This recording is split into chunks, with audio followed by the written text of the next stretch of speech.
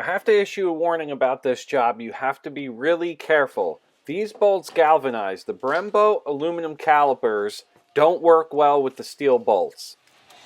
If you're going to try this job, you want to have the e-brake disengaged. This will help you pull the rotor off later.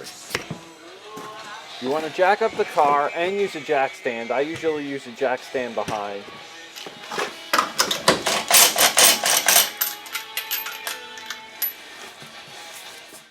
Hubcentric rings are used with aftermarket wheel setups. The hub of my 2004 STi is smaller than the hub of the aftermarket wheel. The ring inserted in the wheel takes up the slack. If you don't use rings, you're putting all the stress on your lugs. I like to use some long pliers and remove the cotter pins on the slide pins. Only push the pins in, they only go one way. You can push on the brake hardware to relieve some of the tension. Then you can pull the pins out the back. You can usually just wiggle the pads out. If new pads have shims, you don't have to use this little shim that they provide. Here's where it gets seriously tricky. These two bolts back here are 17 millimeters. They hold the caliper to the bracket.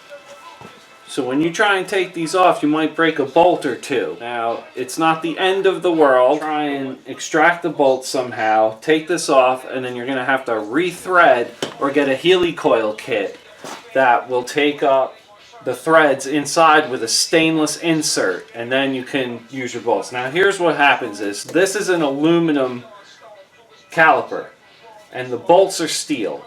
So what happens over time is it actually galvanizes inside, and it's a problem. Now, I've had mine professionally removed already and Heli coiled if needed, and the other ones have been cleaned up. So mine are okay.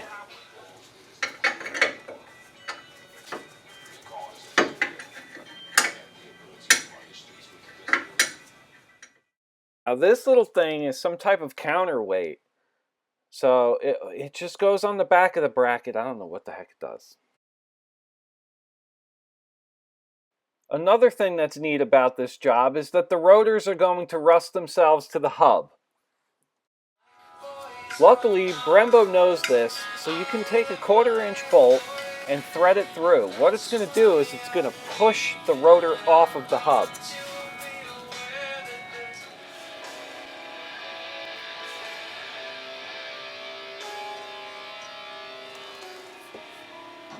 Take a nice breaker bar and keep tightening those screws. The rotor will finally pop itself off. After that, you can take a rubber mallet and it'll just get the rest of the rotor. If you're still having problems, just make sure your e-brake isn't engaged.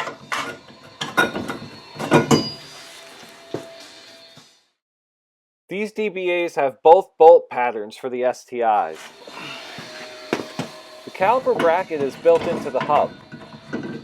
So once you put your rotor on, take this weird bracket. It's like some type of balancer or something. That goes in back of the hub. The caliper goes on top of the rotor. And then thread those two 17 millimeter bolts back on. Here's where some really good copper anti-seize will come in. Make sure that the brake pad and the material is facing the rotor. It only goes one way, and it goes through the holes on top of the brake pad.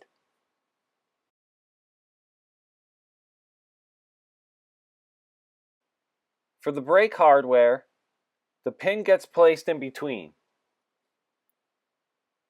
So you want to wedge that little part that you can push, and then push the top.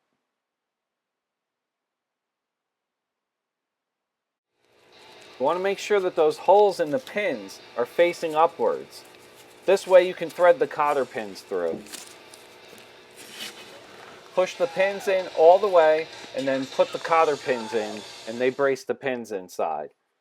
Alright everyone, thanks for watching, and I can't stress enough, you're gonna break bolts on these Brembos. It don't matter if you have an Evo or the Infinity, all the Brembo with aluminum calipers and steel bolts are going to break. All right, guys, take care.